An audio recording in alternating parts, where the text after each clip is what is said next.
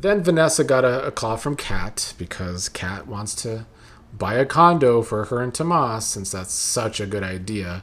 And since nobody wants to listen to Chelsea, like, I get it. She used to party hard. She used to do drugs. But so far, these past few weeks, Chelsea has given the best advice to Tomas and Kat about their shitty little relationship.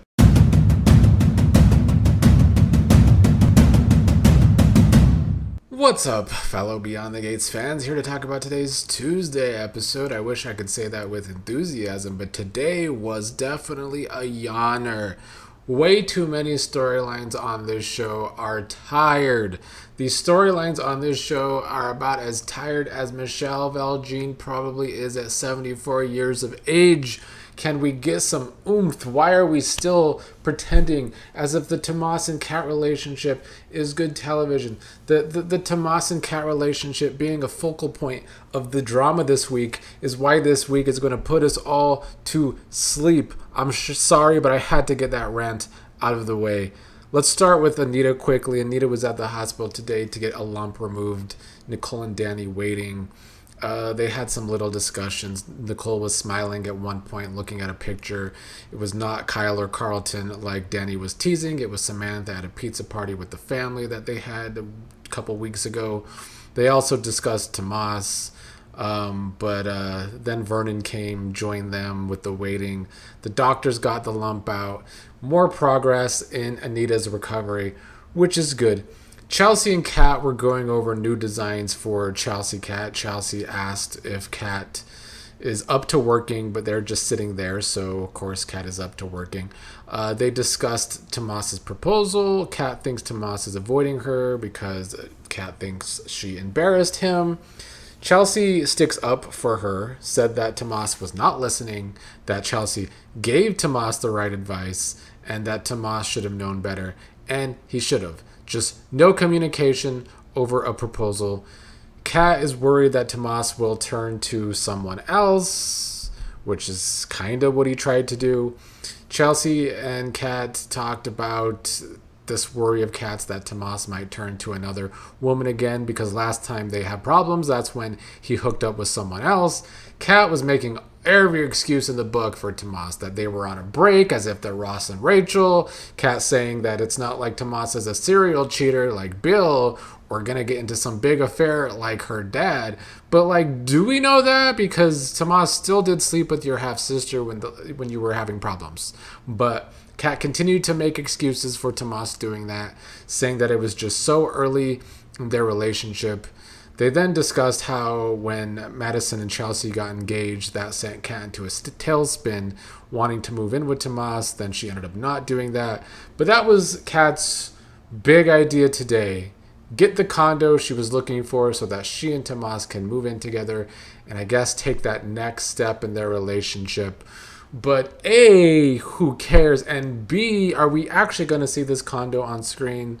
That's what the question was today in the Watch Along live chat.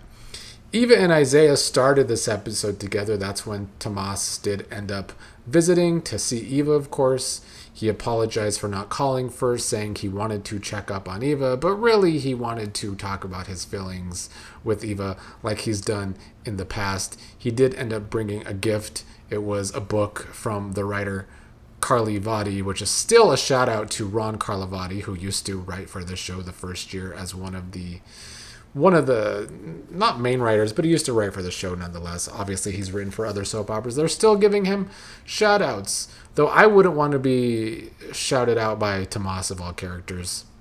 But this wasn't working for Tomas because I guess Izaiah had already bought Eva that book. They had already read some of it. But instead of Izaiah continuing to make Tomas look bad and dumb, he did leave for a while, asking Tomas to stay there with Eva. So that's what Tomas did. Eva called Tomas out for looking like something is on his mind and that he lost his best friend. Tomas told Eva that he asked Kat to marry him and she turned him down in front of the entire family. Tomas was embarrassed, so Eva said that she can understand how that would be embarrassing and how that would make Tomas feel, but then thankfully Eva kind of ripped Tomas a new one, saying that he's trying to spin the block again like he's done before. He's done this before where he had a problem with Kat and then ended up at Eva's doorstep talking about the time they slept together. So yeah, Eva said that she's not into him trying to circle the block again. He said that he just needed a friend, and I guess he's made no other friends over the past year besides Eva, which is very convenient. He said that he should have told Kat that he was coming over, and Eva was like, yeah, you should have gotten written permission, which was a funny line by Eva today. But yeah, Tomas said that he wasn't there to spin the block. He just wanted to discuss this with someone. Eva called Tomas out for being a typical guy that when he gets embarrassed or gets his feelings hurt, he just wants to shut down, which is high-key accurate, I must say. And I think Tomas kind of listened to Eva's advice. Izaiah returned home. This was after running into Joey, which I guess we'll get into. They keep trying to remind us that Joey's not all bad. He is a gangster with a heart of gold. He helped raise Izaiah into the man he is today. But yeah, I do think that Izaiah has clearly been good for the Eva character, because this was definitely a more evolved reaction from Eva this summer as compared to last summer when she did end up sleeping with Tomas. Now, not only does Eva have Izaiah in her life, but her and Kat seem to be on better ground, because I think Eva was also upset with the fact that she just made some progress with Kat, and now here's Tomas, who might screw that all up again. Unfortunately, Trash and Grandpa Gangster were on again today. Trash is excited that she's going to be able to work with Deanna all summer long at her business. Joey's still not sure that's going to be good for his business. So Joey says he trusts Vanessa, but he's not going to take any chances. She wants to know what he means. Apparently, he's going to stop the money laundering going on at her business while Deanna is there for the summer. Vanessa was starting to be her pissy self when she doesn't like when Joey says or does something. But Joey stood his ground and said that when Deanna goes back to school after the summer, it will be business as usual. Then Vanessa got a call from Kat, because Kat wants to buy a condo for her and Tomas, since that's such a good idea.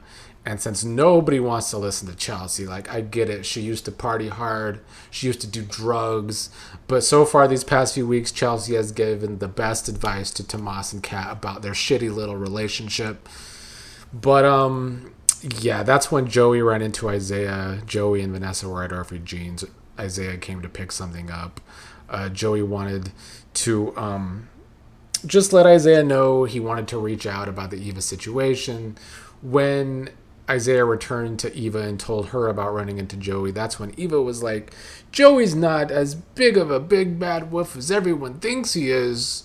That's the heavy-handed writing from Michelle Valjean to try to let us know Grandpa Gangster actually does have a heart of gold, even though he had Doug killed.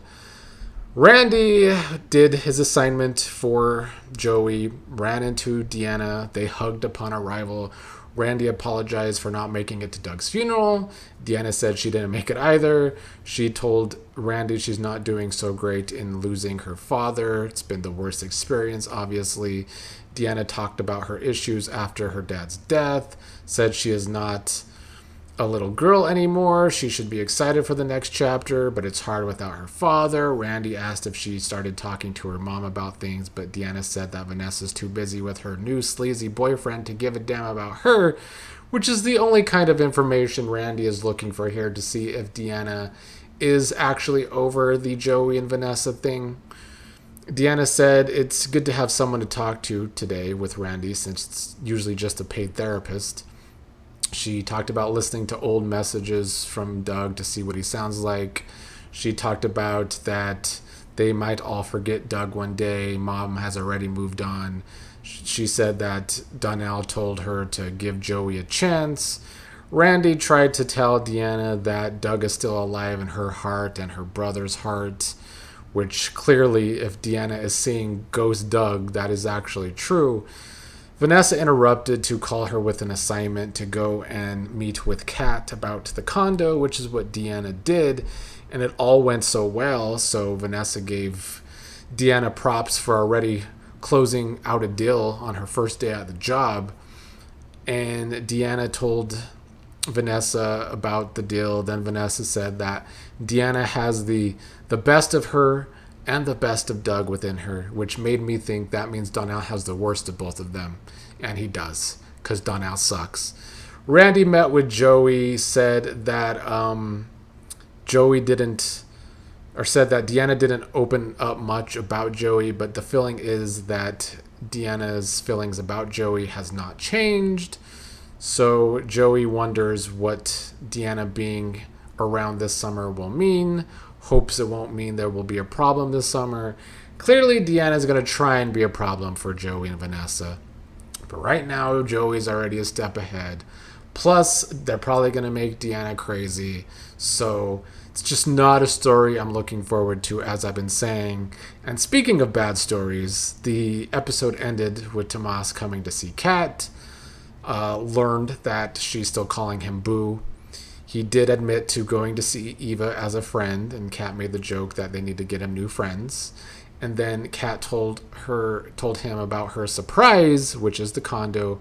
Told Tomas they're going to move in together. Tomas said that's not going to work to end our damn episode. So we're still having to sit through stupid problems with this piss poor relationship that's been going on way too long. You can tell how poor the pace is on this show with the fact that Kat and Tomas are still together, because Tomas sleeping with Eva was last summer, and now here we are again, these two still together having terrible problems. And sure, maybe you could say it's realistic. I know in the chat today people were saying it's Kat's first real boyfriend, so she feels like he's the one, and that's fair, but that doesn't make it good television to sit through. And on a show that doesn't like drama, apparently, even though it's a soap opera, and doesn't want to start any real messes besides Danny and Bill right now, this stuff is boring. Plus, Tomas sounds dumb because like he was ready to propose, ready to get married, but now suddenly moving in together is not going to work. So I was not happy with today's episode, and I'm fearful for the rest of this week.